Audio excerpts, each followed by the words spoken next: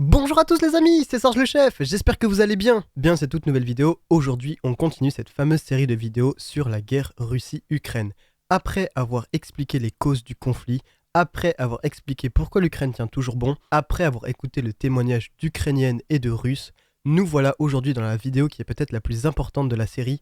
C'est tout simplement la guerre Ukraine-Russie. Est-ce la pire guerre médiatique ou pas? Ça ne vous aura pas échappé, et c'est ce que je cherchais à vous montrer à travers cette introduction, c'est que cette guerre est ultra médiatisée. Nous vivons l'époque des réseaux sociaux, l'époque d'internet, et l'époque aussi où il y a le média de masse. Plein de chaînes d'information, plein de journaux, plein de posts sur Instagram, sur TikTok qui vous parlent de la guerre. On ne sait même plus qui croire, qui faut-il écouter. Encore une fois, comme vous avez pu le voir, il y a des commentaires, on se dit mais d'où ils sortent, c'est n'importe quoi. Mais inversement, comme on peut aussi le voir, il y a des commentaires, on se dit mais putain, c'est vachement pertinent. C'est toute la complexité de cette guerre et c'est toute la complexité du monde actuel dans lequel on vit, c'est qu'il faut se former son opinion soi-même et c'est très compliqué. Vous l'avez sûrement remarqué, mais dans cette guerre, on ne parle pas de fake news, de fausses informations, mais bien de propagande. Ce terme fort de guerre, propagande. La propagande, c'est quoi? C'est quand tout simplement on cherche par n'importe quel moyen de vous faire penser du côté qu'on souhaite. Surtout d'un point de vue politique ou surtout d'un point de vue, là tout simplement militaire entre l'Ukraine et la Russie. Vous l'avez sûrement remarqué, mais un peu comme à l'époque de la guerre froide, dans cette guerre, il y a une vision bipolaire. On parle de propagande occidentale pour soutenir l'Ukraine et on parle de propagande pro-russe pour soutenir la Russie. Pour vous aider à mieux comprendre ces deux différents types de propagande, je vais vous lire quelques commentaires qui en font la promotion. Pour illustrer cet exemple de propagande pro-occidentale et pro-russe, je vais prendre la vidéo Pourquoi l'Ukraine tient toujours bon contre la Russie. C'était une vidéo qui avait été tournée au moment où Kiev allait probablement chuter et ça avait suscité énormément de débats en commentaire et je vais vous lire quelques exemples.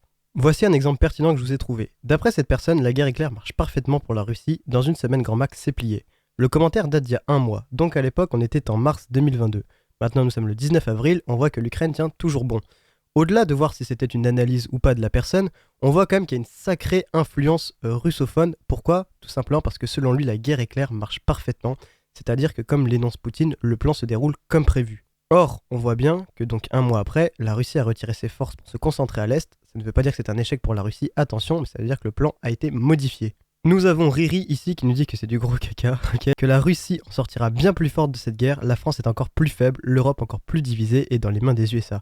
On ne peut pas être plus à l'opposé du réel, un ramassis de recrache de merde de la propagande médiatique et journalistique. Donc là, vous voyez, il dénonce une propagande, on va dire plutôt pro-ukrainienne occidentale. Voilà, le rouble, c'est une bonne nouvelle que y a des sanctions économiques, ça va le faire augmenter au niveau des salaires. Vous voyez, on pourrait penser que c'est une théorie, mais là, on voit une vraie influence, je suis désolé, qui est complètement pro-russe. Comme quoi, selon lui, peu importe les sanctions économiques contre la Russie est en train de décoller et ce sera probablement le meilleur pays à vivre dans quelques années.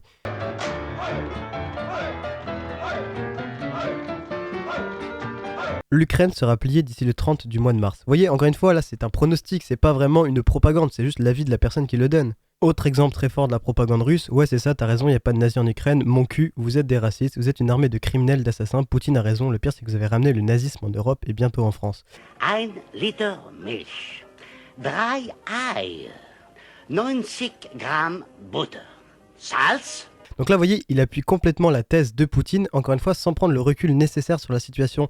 C'est ça toute la complexité des médias aujourd'hui et de l'information, c'est que vous êtes forcément orienté à penser d'une manière ou d'une autre, et que penser par soi-même, des fois, c'est difficile. Vous voyez, là, il expose un point de vue sans pour autant remettre en question ce que dit la Russie. Et c'est ça qui est dommage, mais ça peut marcher aussi dans les deux sens. C'est un peu l'exemple que je vous donnais, dire que c'est la faute des USA, c'est se voiler la face sur toute la ligne. Depuis la création de la Fédération de Russie, la Russie est en guerre contre tous ses voisins les uns après les autres. Vous voyez, là, il expose la Russie comme un peuple de criminels qui aiment faire la guerre, qui aiment avancer, prendre des territoires. En soi, ça peut être une théorie qui est défendue, mais il va pas prendre le recul, on va dire. Selon sa thèse, sans l'OTAN, les Russes auraient sûrement attaqué les pays baltes et la Pologne. En soi, ça peut être exposé, mais il va pas se dire, merde, peut-être que l'OTAN a poussé à bout la Russie, peut-être que l'OTAN a abusé de la Russie, peut-être que l'OTAN n'a tout simplement pas écouté ou pas respecté la Russie. Rappelons-le, à la fin de la guerre froide, il y a eu des accords qui stipulaient que l'OTAN ne serait jamais aux portes de la Russie. Depuis 2004, vous avez Estonie, Lettonie, Lituanie, qui sont des pays frontaliers avec la Russie, qui ont rejoint l'OTAN. Donc on peut se dire, est-ce qu'il n'y a pas eu une erreur des deux côtés depuis le début? Et c'est d'ailleurs ce qui a été beaucoup dit dans les témoignages des Russes. Les Russes exposaient tout simplement qu'on a fait semblant d'écouter la Russie. On a écouté la Russie, mais on n'a jamais pris en compte son avis. Tout le problème, c'est que être neutre à 100%, c'est pas possible. Quoi que vous en dites, mais moi, je serai jamais neutre à 100%. Je peux essayer du mieux possible de vous donner deux points de vue, mais être neutre à 100%, ça n'existe pas. Donc voilà, j'espère vous avoir un petit peu éclairé sur ce qu'était la propagande occidentale et la propagande pro-russe. Ayant une communauté francophone mais mondialisée comme on peut le voir ici, on peut voir que selon les pays et de manière plus générale selon les continents, les commentaires et les points de vue étaient complètement différents. On voit qu'entre pays membres de l'OTAN et des pays plus extérieurs comme les pays plutôt africains, les points de vue ne sont totalement pas pareils et c'est vraiment intéressant, vous verrez pourquoi dans un instant. En tout cas, il y a une chose qui est sûre les amis, c'est que face à la censure médiatique, face à la complexité de ce genre de vidéo, nous ne sommes pas sans solution. En effet, à l'idée de réaliser cette vidéo, la société NordVPN m'a contacté en amont. C'est assez exceptionnel et je suis hyper reconnaissant parce qu'on est à peine 10 000, on a une communauté très naissante et c'est vraiment cool de leur part de vouloir sensibiliser sur ce genre de vidéo. Pour cette vidéo, la vocation de NordVPN, c'était tout simplement le droit d'accès à l'information à travers le monde. NordVPN, c'est tout simplement une société informatique qui est réputée dans le monde, je pense que tout le monde la connaît, spécialiste en cybersécurité. Autrement dit pour le cas en VPN. Un VPN, qu'est-ce que c'est ? C'est tout simplement votre identité, votre adresse sur internet, et comme toute identité, c'est important de la protéger. Un lien de téléchargement malveillant, vous n'avez pas fait attention, un antivirus on va dire un peu corrompu, ou même une personne mal intentionnée, qui soit dans les transports ou autre, peut totalement prendre vos informations, vos données, s'il a accès à votre IP. Imaginez que c'est un site malveillant, en un instant il a accès à toutes mes informations. Là on peut voir que j'opère depuis Mantes-la-Jolie secrètement avec ma box orange. Donc là vous voyez, je suis sur NordVPN, vous avez une sélection de pays qui est juste immense, un accès à l'information partout dans le monde. Par exemple, là, vous voyez, je me suis placé en Ukraine et j'ai accès aux informations ukrainiennes en direct. C'est comme si le monde était à vous en un clic. Bloqueur de publicité, Netflix dans toutes les langues, vous avez plein d'opportunités avec NordVPN. À titre personnel, j'utilise NordVPN depuis 2020, sinon j'aurais pas eu le culot de vous faire cette promotion. Et ça se voit dans mes vidéos sur Ukraine-Russie, puisque la plupart du temps, les sources sont d'Ukraine ou de Russie. Vous avez évidemment en haut de la description de la vidéo le lien NordVPN. NordVPN, c'est vraiment pas cher de base, c'est des prix cassés avec des promotions régulièrement. Mais là, en plus, évidemment, vous avez le code promo SARGE. Donc, si vous cliquez sur le choix de votre offre, vraiment vous voyez que les prix c'est relativement pas cher. On voit que les abonnements, plus vous prenez longtemps, moins c'est cher. Franchement moi ça fait 2 ans que je l'ai, j'ai toujours pas eu à renouveler puisque c'est quelques euros par mois, ça passe vraiment vite, c'est pas grand chose. Donc si vous utilisez le code promo SARGE, évidemment vous avez encore une réduction en plus. Bah oui les gars, c'est cadeau, c'est cadeau. Donc encore une fois, je remercie NordVPN pour ce droit à l'information à travers le monde entier. Donc, je vous parlais il y a quelques instants de la manière dont est exercée l'influence russe et l'influence pro-occidentale. J'ai presque envie de vous dire que du côté russe, c'est moins vicieux. On sait qu'il y a un bourrage de crâne et une vraie propagande d'État, il n'y a qu'à écouter les témoignages pour le comprendre. J'ai mes grands-parents de côté de mon père qui habitent en Russie, avec qui je ne parle plus, j'ai plus de contact, mais ils habitent en Russie. Eux, ils sont vraiment dans la propagande, ils ne croient pas à ce qui se passe, même si nous, on leur dit, mes parents qui vivent là-bas et qui leur disent, non, c'est vrai ce qu'on vous dit. Parce que nous, on vous dit qu'il y a de la guerre, il y a des Russes qui nous attaquent. On dit, non, on vous sauve. On vous sauve. Eux, ils disent, on vous sauve. Oui, on vous sauve. Certains Russes ne sont même pas au courant qu'ils sont en train d'attaquer un autre pays et non de le libérer. Donc, on va pas se mentir, la propagande en Russie, c'est pas quelque chose qui est caché. Tout le monde sait qu'en Russie, l'État contrôle les médias et contrôle ce que disent les médias surtout. En revanche, côté occidental, c'est beaucoup plus vicieux car c'est beaucoup plus caché en effet. Et je m'en suis rendu compte très récemment. En regardant les commentaires de ma vidéo, je comprenais pas pourquoi on me reprochait à ce point-là d'avoir un point de vue occidental sur la vidéo. Le point de vue occidental va essayer de se montrer beaucoup plus neutre sur la situation et vous exposer les faits, sans pour autant vous parler des raisons en amont. À titre d'exemple, pour l'Ukraine, on m'a énormément reproché de ne pas parler des bombardements du Donbass, des actions militaires ukrainiennes dans le Donbass depuis 2014, qui sont en effet extrêmement reprochables par moments. Tout d'abord, il était impossible de continuer à tolérer ce génocide qui a duré 8 ans. Et c'est vrai qu'on s'en rend compte, si on écoute bien les médias comme BFM TV, CNews, tout ça, ou ce que vous voulez, on vous parlera jamais depuis 2014 ce qui se passait en Ukraine. On va partir de février 2022, guerre en Ukraine. On va pas prendre le temps de vous expliquer en amont les deux points de vue et ce qui se passait en avant. Et là, je vous le montre ici, c'est clairement une communauté beaucoup moins française qui m'a aidé à le comprendre. Si on regarde les statistiques de cette vidéo, on voit qu'on a beaucoup d'Ivoiriens, on a beaucoup de Congolais, on a beaucoup de Sénégalais, et dédicace à vous, qui n'ont pas du tout les mêmes médias que nous en France, au Canada, en Belgique, des pays on va dire plus pro-occidental. L'avantage qu'avaient les Africains sur nous, c'est qu'ils ont beaucoup plus de recul sur la situation avec des médias qui sont on va dire pas pro-russes, mais beaucoup plus neutres que nous. Nous sommes des membres pays de l'OTAN, nous sommes pour la plupart des pays, on va dire, assez proches des États-Unis. En Afrique, c'est complètement différent. Et c'est vrai qu'en lisant les commentaires des Africains, c'est vachement intéressant. Ils disaient, mais vous êtes en train de vous étonner pour la guerre en Ukraine, mais ouvrez les yeux, Afghanistan, Irak, vous avez fait la même chose et c'était pas reproché. Et c'est extrêmement intéressant de se dire qu'on a été complètement indigné lorsqu'il y a eu les premiers bombardements pilonnage en Ukraine, mais qu'avant, on va pas se mentir, les médias relayaient pas tant que ça, ou du moins banalisaient un peu. Специальные военные операции на Донбассе, на Украине, оказывают помощь народным республикам Донбасса. Действуют мужественно, грамотно, эффективно и результативно применяют самые современные виды. Incite de manière conjointe avec les forces américaines et britanniques, l'autre traité uniquement par les Américains, le troisième uniquement par les Français. Nous avons réussi l'opération sur le plan militaire. C'est un peu comme si le retour de la guerre en Europe nous avait fait comprendre que la guerre c'était pas normal. En Afrique on avait un peu banalisé le phénomène, et là de revoir des bombardements, des civils qui sont touchés et tout, ça nous avait fait mal au cœur, et ça nous a rappelé à quel point la guerre peut être cruelle. Après, attention, faut prendre du recul aussi. Dans le cas de figure de l'Ukraine, on parle bien quand même d'une des plus grosses puissances militaires qui est la Russie contre l'Ukraine. Et les guerres n'ont forcément rien à voir, toutes les guerres sont différentes. Mais tout ça pour dire que, selon les pays, selon les continents, le point de vue et l'approche est complètement différente et c'est vachement intéressant de comparer. Pour enchaîner sur mon argumentation à travers ce phénomène de pire guerre médiatique à travers le monde, je vous dirais tout simplement que ce phénomène ne se limite pas uniquement à la télévision, les journaux ou autres articles, mais bien aussi sur Internet. Et c'est peut-être ça le pire, c'est Internet les gars. Vous l'avez bien vu à travers les commentaires, sur Internet on trouve tout et n'importe quoi. Vous pouvez trouver des informations selon l'endroit où vous cherchez qui seront complètement différentes d'un endroit à un autre. J'en avais déjà parlé sur la première vidéo, mais au niveau des réseaux sociaux, souvenez-vous du moment où je parlais de TikTok. Le caporal-chef exposait une idée au sujet de l'Ukraine qui allait tenir bon, et il y avait eu une haine de masse anti-occidentale, anti-Ukraine sur TikTok. Inversement, j'avais été voir sur Instagram, on avait une haine beaucoup plus prononcée contre les Russes, que ce soit sur Instagram ou sur Facebook, tout simplement pourquoi ? Parce que c'est des médias plutôt pro-américains. Mais ça ne se limite pas à l'algorithme qui vous fera tomber contre des personnes de pensée opposée. Ça dépend aussi de là où vous allez chercher les informations.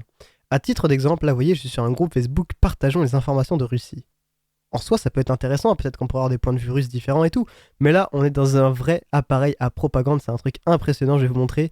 Opération spéciale militaire russe en Ukraine, les soldats ukrainiens prisonniers, bien soignés et bien nourris, colonie de vacances. Je sais pas si cette photo est vraie, faudrait vraiment vérifier, mais ça m'étonnerait que des prisonniers soient si bien traités avec du pain, des croissants, là, même des concombres, on dirait, je sais pas. Ça a l'air d'être un truc de ouf, là, vraiment, colonie de vacances, je suis totalement d'accord. Mais après, est-ce que c'est pas encore une fois une mise en scène, une propagande ? Condamnés à sourire devant les caméras. Ouais, voyez, même les gens en commentaire, ils trouvent ça louche. Regarde, quand tu regardes leur visage, tu sens qu'après avoir fini de manger, leur caméra, ça va chauffer. Vive Poutine. Ouais, voilà. Donc on comprend bien, encore une fois, même les gens sont pas dupes, et on comprend bien à travers ce groupe, que c'est totalement de la propagande. Vous pouvez regarder d'autres posts à titre d'autres exemples. Voilà, on va vous montrer des prisonniers ukrainiens pour vous montrer que la Russie est en train de gagner de manière écrasante. Mais je pourrais vous montrer encore une fois exactement le même genre de post si j'allais sur un compte vraiment pro-ukrainien avec une propagande vraiment pro-occidentale. Tout ça pour vous dire que je vous invite vraiment à vous méfier en permanence des sources. Je vous dis pas d'être parano, je vous dis pas de tout remettre en cause à chaque fois, je vous dis simplement que le mieux, c'est de regarder plusieurs médias en même temps et de penser surtout par vous-même. Vous écoutez un point de vue, vous l'analysez de votre côté et vous en tirez des conclusions. Arrêtez de croire que ce qu'on dit en permanence, c'est la vérité. Peu importe l'endroit, le mieux c'est quand même de penser par soi-même ou du moins d'essayer d'avoir un avis sur la question. C'est vraiment pas évident, mais c'est la meilleure chose à faire pour moi si vous voulez rester le plus neutre possible et peut-être essayer de comprendre au mieux à votre façon. En tournant cette vidéo, il y a une autre question qui m'a titillé. Je me suis dit qu'on est dans une sacrée guerre des images, vous le voyez bien, il y a des images d'action, on a l'impression d'être au cœur des batailles parfois, c'est vraiment des images qu'on n'avait pas l'habitude de voir avant. Mais je me suis dit, est-ce qu'il n'y a pas une différence entre ce qui se passe sur le terrain et ce qu'on nous montre à la caméra ? Est-ce que le champ de bataille c'est le même que ce soit sur le média ou dans la réalité ? Et pour répondre à cette question, encore une fois, moi j'ai pas le recul nécessaire, je suis pas un militaire, je suis pas un mec qui a fait des opérations sur le terrain, tout ça, mais j'ai la chance dans la communauté d'avoir des militaires. Donc je me suis tourné vers eux. Une fois de plus, j'ai fait appel à notre fameux caporal-chef que je ne présente plus, qui lui a plus de 10 ans d'opérations extérieures et qui va tout simplement pouvoir répondre à la question avec un cas spécifique qu'il a vécu. Mais du coup, par rapport aux médias, et ça je suis c'est ce qui est le plus important, toi comme t'as été en opération extérieure et comme t'as eu des fois les médias qui étaient pas loin de toi, est-ce que... Je regarde pas mon souvenir. Au Centrafrique, ça remonte à loin. Bah, quand on a fait le mandat 2 bis, quand on est intervenu sur le camp de Kasaï, pour moi, je suis pas intervenu, j'étais avec le mec du génie qui a coupé l'électricité. 2 jours plus tard, on a vu un mec avec un casque gelé par balle devant un checkpoint tenu par des légionnaires. Et ça faisait 48 heures que le truc, il s'était fini. Et on aurait dit que c'était encore en pleine action. Ah oui, voilà, c'est ça ce que j'allais te poser. Il y a une différence entre la réalité et ce que les médias retransmettent. Parce que les médias, en Europe, ils font la course aux audiences et à l'audimat. De toute façon, dans une guerre, la première victime, c'est la vérité. Non, mais le pire, c'était en ex-Yougoslavie. Là, on avait des caméras, au moins ceux qui étaient casque bleu là-bas, quand je discutais avec des anciens, ils étaient toujours à l'affût du mec qui se faisait chanter par un sniper ou par un bombardement. Tout ça pour faire de l'audimat. Tout ça pour appâter le Pékin moyen qui est devant sa télé. Ouais, c'est ça, c'est le phénomène de buzz, hein. Et c'est ce que j'ai observé, mais si on remonte un peu dans le temps, pendant le premier tour des élections présidentielles en France, plus personne parlait de l'Ukraine. Pendant bien 1 ou 2 semaines, on parlait vraiment plus de l'Ukraine. C'est des phénomènes de rotation, quoi. Par moment, on va t'en parler comme si c'était sur le point de tomber, comme si c'était au cœur de l'info. Et par un moment, on va te mettre ça de côté. C'est bien, on va dire, un peu la société actuelle où on mise un peu sur ce qui va faire le plus d'audience. Une élection présidentielle avec 2 candidats qui font pas l'unanimité et un bateau qui coule dans le conflit ukrainien, qu'est-ce qui fait le plus le buzz ou le scoop? Le bateau. Voilà.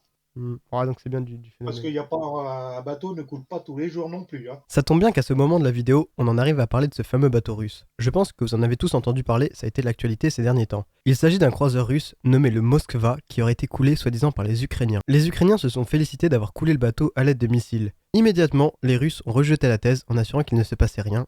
Puis, dans un second temps, lorsque les premières images sont arrivées, les Russes ont parlé d'un simple accident lors d'une manœuvre militaire. On comprend à travers cet extrait que, au-delà de convaincre les gens, au-delà de chercher à vous séduire avec des belles images, on cherche aussi à affaiblir l'autre camp. C'est-à-dire, prenons par exemple le point de vue russe. Mariupol, la ville est complètement rasée, complètement encerclée, la situation, on va pas se mentir, elle est critique pour les soldats ukrainiens. Et ça, pour Poutine, ça pour la Russie, c'est une vraie arme. Tout simplement pourquoi? Parce que ça montre que l'Ukraine, elle est pas si forte que ça. Elle résiste pas partout comme elle le montre. Il y a des endroits où voilà, l'Ukraine est en train de faiblir et l'armée russe avance. Parce que si on regarde bien, depuis l'opération spéciale, quoi qu'en dise Poutine en disant que les objectifs ont été atteints, la Russie n'a pris aucune grande ville symbolique avec un vrai combat contre les Ukrainiens. Ce que je veux dire, c'est qu'il n'y a pas eu un vrai affrontement où la Russie a gagné de manière décisive une bataille. C'est d'ailleurs pour ça que la Russie a été obligée de recentrer ses assauts, car au lieu de s'éparpiller, elle se concentre dans un endroit. C'est pas une victoire pour l'Ukraine, je le précise, tout simplement parce que la Russie recule certes, mais en concentrant ses forces dans un seul endroit, on peut imaginer que les assauts seront beaucoup plus puissants et peut-être même beaucoup plus efficaces. Mariupol, c'était le moyen d'affaiblir l'Ukraine pour la Russie, et là le Moskva, c'est le moyen pour l'Ukraine d'affaiblir la Russie et de montrer qu'elle n'est pas invincible. D'ailleurs, si on regarde bien les médias, surtout en France, on a été plutôt mis en confiance par rapport à l'Ukraine. On voit une Ukraine qui tient bon, qui repousse l'ennemi sans cesse, et la Russie qui n'avance pas. On aurait tendance à se dire que les glorieux Ukrainiens sont invincibles et qu'ils arrivent à tenir coûte que coûte. Attention, la réalité est encore autrement. Là, dans le Donbass, c'est en train de chauffer beaucoup plus qu'avant. Et c'est pour ça d'ailleurs que la pression médiatique redevient beaucoup plus forte en Ukraine en ce moment, tout simplement parce que les choses changent. Peut-être que l'Ukraine serait dans un excès de confiance à repousser les Russes et que la situation pourrait s'inverser. Affaire à suivre, encore une fois, c'est un pronostic, on ne peut pas se fixer là-dessus. En tout cas, il y a une chose qui est sûre, c'est que propagande ou pas, que image symbolique ou pas, que victoire ou pas, une chose est sûre, c'est que les gens ne sont pas non plus stupides. On est dans un monde qui est ultra connecté, ultra médiatisé et on voit tout en permanence. La seule option, et c'est ce qui est d'ailleurs utilisé par la Russie en partie, c'est la censure. Nos forces armées poursuivent avec succès la destruction massive des capacités de combat des groupuscules armés ukrainiens. Et tout ça, c'est à cause de la politique meurtrière des dirigeants de Kiev qui continuent de donner des ordres criminels. La censure, c'est quoi? C'est tout simplement quand vous contrôlez les médias, ou du moins les moyens pour les gens de se cultiver ou d'avoir un accès à l'information. Je vous le parlais en début de vidéo, la Russie a évidemment la main mise sur les médias d'État. On voit que sur toutes les chaînes télé, c'est en permanence envers le gouvernement, il y a extrêmement peu de critiques. Ou alors s'il y en a une, elle est rapidement, on va dire, réprimée, ou alors ils ont même du mal à oser s'exprimer. Je suis pas en train de dire que la Russie est un état totalitaire et je ne veux pas cracher dessus, j'essaie encore une fois de rester neutre en vous expliquant ce qui se passe. C'est-à-dire qu'on voit bien que dans tous les cas, le peuple russe ne peut pas s'exprimer exactement comme il le souhaite, en tout cas pas comme nous en Occident. Attention, et ça c'est très important, ça ne veut pas dire que nous, en Occident, il n'y a pas de censure. Au contraire, on a vu les exemples récemment qu'il y avait même une censure en Occident, quoi qu'on en dise. Je pense notamment pour ce cas précis à la chaîne de télévision Russian Today. C'était tout simplement un média en France qui était payé par le gouvernement russe pour transmettre des informations pro-russes. Donc vous vous en doutez, évidemment que c'était une belle propagande pour l'État russe, mais encore une fois c'était aussi le moyen d'avoir une contre-vision, une façon de voir les choses autrement et de peut-être analyser d'une autre manière ce qui se passait. Et évidemment, depuis le début du conflit, la France a décidé de fermer ce canal d'information parce que c'était jugé comme un outil de propagande trop puissant pour la Russie en France. Mais la censure est évidemment beaucoup plus radicale côté russe, car Instagram et Facebook ont été totalement bloqués en Russie. C'est-à-dire que les réseaux sociaux, qui étaient principalement utilisés, on va pas se mentir, par les jeunes, ne sont plus accessibles en Russie. Et ça, c'est une vraie arme. Pour ceux qui ont écouté la vidéo où les Russes parlaient, on voyait bien qu'il y avait un clivage dans la population russe entre les jeunes étudiants de Russie qui sont plutôt dans des grandes villes, qui avaient vraiment cette envie, on va dire, de rester connectés par rapport à l'Europe, et plutôt les personnes âgées qui, eux, étaient des gros nostalgiques de l'URSS et justement critiquaient que la Russie soit devenue aussi faible aujourd'hui. On a beaucoup d'espoir sur l'armée russe. Aujourd'hui, nous voyons combien la décision de la Russie de faire évacuer ces gens a été sage. Vous imaginez ce qui se serait passé si tel n'avait pas été le cas? Donc, en faisant ça, les jeunes ont été, on va dire, coupés de leur information au monde entier. Et c'était un bon point pour Poutine parce que ça réduit totalement l'accès à l'information et puis même tout simplement les posts qui pourraient critiquer la Russie. Poutine justifie ce choix en disant qu'Instagram et Facebook étaient des médias anti-russes et qui étaient corrompus, du coup qu'ils étaient trop sous l'influence occidentale. Ça reste malgré tout vachement fort de pouvoir couper les réseaux comme ça aujourd'hui en 2022, je trouve ça quand même assez aberrant. On voit bien qu'il y a quelque chose à cacher de la part de la Russie, on voit bien que quand même là, je suis désolé, faut pas être de mauvaise foi, la Russie cherche à masquer certaines informations, on est obligé de le souligner ici. J'écoutais récemment un peu les informations et j'écoutais ce témoignage d'un Russe tout simplement. Et ce bonhomme, il était tout simplement en train de râler. Il disait que voilà, ça commence à bien faire, les Ukrainiens ils envoient des missiles en Russie et tout maintenant. S'ils continuent comme ça, ils vont vraiment avoir la guerre. Il comprenait pas en fait le bonhomme, et ça m'a choqué quand même d'entendre ça, que ce qui se passait en Ukraine, c'était pas forcément juste une opération militaire et c'était peut-être vraiment une guerre qui avait lieu là-bas. Pour lui, vous voyez, pour vous dire à quel point des fois le peuple est déconnecté, pour lui c'est une simple opération de maintien de sécurité en Ukraine comme on a pu l'entendre tout à l'heure.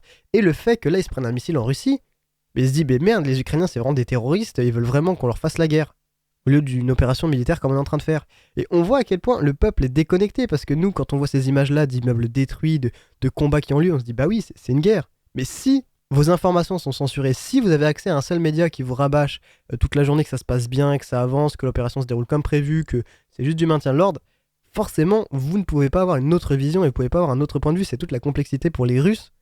Attention, je dis pas que tous les Russes ne sont pas au courant de ce qui se passe. Je dis qu'une partie ignore encore ce qui se passe parce que c'est vachement surveillé. Mais là, vous voyez les amis, à contrario, si je me mettais côté russe, un Russe pourrait dire, mais pourquoi cette hypocrisie? Pourquoi vous faites ça? Pourquoi toutes vos caméras sont là quand ça chauffe en Ukraine, alors que c'est comme ça dans le Donbass depuis 2014? Depuis 2014, il y a des pilonnages contre des civils. Depuis 2014, il y a des injustices.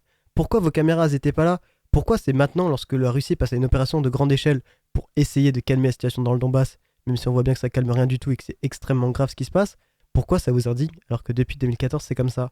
En fait, c'est ce qui ressort beaucoup côté russe, c'est qu'on a l'impression qu'il y a cette sorte de persécution. Ils ont l'impression que voilà, l'Europe c'est contre eux, l'OTAN c'est contre eux, ça c'est clair, c'est clair. C'est totalement légitime pour un Russe de sentir que l'OTAN c'est contre eux, puisque c'était une alliance qui avait été créée dans le but, on va dire, de faire face à la Russie. Donc vous voyez, c'est toute la complexité de la situation parce que les deux camps ont leur raison. Attention, encore une fois, et ça c'est très important, il faut peser ces mots là-dessus, on ne peut pas justifier la violence. Moi je suis convaincu que la fin ne peut pas justifier les moyens dans ce genre de moment, puisque c'est les civils qui en payent le prix, et c'est extrêmement grave. Mais vous voyez, un Russe pourrait vraiment m'accuser par exemple d'hypocrisie, de soutenir et de condamner à ce point-là leurs actions, alors que c'est pareil dans le Donbass depuis 2014, à une échelle certes différente. Comme à contrario, un Lituanien, un Polonais, un Ukrainien pourraient m'accuser justement de condamner l'OTAN, alors que c'est l'alliance qui fait peut-être que leur pays existe encore aujourd'hui. Enfin bref, vous voyez, c'est vraiment des débats extrêmement compliqués. En tout cas, en ce qui concerne cette vidéo, j'aimerais finir juste par un sujet qui est vachement délicat. On a parlé de la puissance des images, de la puissance de la propagande, mais on n'a pas parlé de la puissance des mots. Car oui, les mots, c'est aussi une énorme propagande. Ce sont des crimes de guerre, et ils seront reconnus par le monde comme un génocide. Tout d'abord, il était impossible de continuer à tolérer ce génocide qui a duré 8 ans. Là, on comprend bien que le sujet est extrêmement glissant. Génocide, c'est un terme extrêmement fort, car il nous rappelle les heures les plus sombres de notre histoire. Je vais vous lire la définition d'un génocide. Un génocide, c'est défini comme une destruction méthodique d'un groupe d'humains. Ok. Ce qui porte un peu à confusion, c'est que c'est pas dit à quelle échelle. Du coup, je suis allé un tout petit peu plus bas. Voilà, quels sont les critères d'un génocide? Pour qu'il y ait génocide, il doit y avoir une intention avérée de la part des auteurs de détruire physiquement un groupe national, ethnique, racial ou religieux. En soi, ce qui est dérangeant, c'est comment on peut savoir si c'est un vrai génocide ou pas. Quand je dis vrai génocide, c'est est-ce que c'est vraiment quelque chose de masse ou on va dire un cas isolé. Pour le cas du Donbass depuis 2014 comme pour le cas actuel, je pourrais pas vous dire, c'est extrêmement glissant et je peux même pas me prononcer sur le sujet parce que j'aurais même peur de faire une bourde. Si je disais que c'était abusé, ce serait extrêmement mal vu pour les personnes qui en sont victimes. Mais d'un autre côté, si je disais que c'est oui un génocide, est-ce que ce serait pas extrêmement mal vu pour toutes les autres personnes qui ont vécu ce genre de situation et qui n'ont pas été considérées comme génocide? Vous voyez ce que je veux dire ou pas? Vous voyez à quel point le truc est glissant ou pas? On peut jamais banaliser un crime, et encore moins un crime de guerre. Quand tu utilises les mots les plus forts, c'est surtout pour retenir l'attention. Tu répètes, tu répètes, tu répètes, pour que ça devienne une vérité. Il faut savoir que l'agressé aura toujours plus de poids que l'agresseur. Parce que les crimes, les génocides sont reconnus que par la Cour internationale, la Cour pénale internationale. Là, le but, c'est surtout de scandaliser les opinions. C'est surtout pour attirer le plus de sympathie vers toi. Oui, en fait, on cherche à justifier en permanence qui a raison dans cette guerre et qui est du bon côté, quoi. Voilà. Qui a raison, qui a tort? En tout cas, je pense que ce n'est même plus la question qu'il faut se poser aujourd'hui. La seule chose pour laquelle je prie, c'est pour que la paix revienne, pour que le dialogue soit rétabli, pour que les massacres cessent, des deux côtés. Vive la paix, on ne le dira jamais assez. Je pense que comme vient de le dire notre caporal-chef, le mieux c'est de laisser les autorités compétentes juger de ce qui se passe. En tout cas, j'espère vous avoir sensibilisé aux médias, j'espère vous en avoir peut-être appris un peu plus, ou du moins avoir fait cette petite prévention en vidéo qu'il faut vraiment penser par soi-même et analyser ce qu'on regarde en permanence. Je ne dis pas avoir la science infuse, je ne dis pas avoir raison sur tout, mais j'essaye au mieux de rester neutre et si j'arrive à vous aider à comprendre ou si j'arrive un minimum à vous expliquer, c'est une mission accomplie pour moi. Encore une fois, on a la chance d'avoir des médias libres comme YouTube, ce n'est pas pour faire la promotion, mais n'hésitez pas à interagir en commentaire. Ce débat, c'est votre débat. Est-ce que selon vous c'est un génocide ou pas? Vous pouvez totalement y répondre, c'est la liberté d'expression. Vous pouvez même dire ce que vous pensez de chacun des sujets qui a été traité. C'est vachement intéressant pour moi d'avoir votre retour en commentaire. Vous l'avez bien vu, mais sur la plupart de mes vidéos, j'essaie vraiment de répondre à un maximum de commentaires, et bien sûr que je serai là pour vous lire, pour vous regarder. Je vous remercie énormément d'avoir donné de votre temps, d'avoir regardé cette vidéo, et n'hésitez donc pas à me dire ce que vous en pensez. Ça a été un long travail pour moi, mais encore une fois, si ça peut aider avec ce qui se passe en ce moment, je serai le premier avis. On vit vraiment pas une période facile, tout est difficile en ce moment. Le dialogue est bien souvent rompu, on s'énerve vite, alors j'espère avoir aidé un minimum comme je le pouvais. Je vous remercie énormément, et je vous dis à bientôt pour une prochaine vidéo. Prenez très soin de vous, c'est hyper important. Allez, ciao et merci.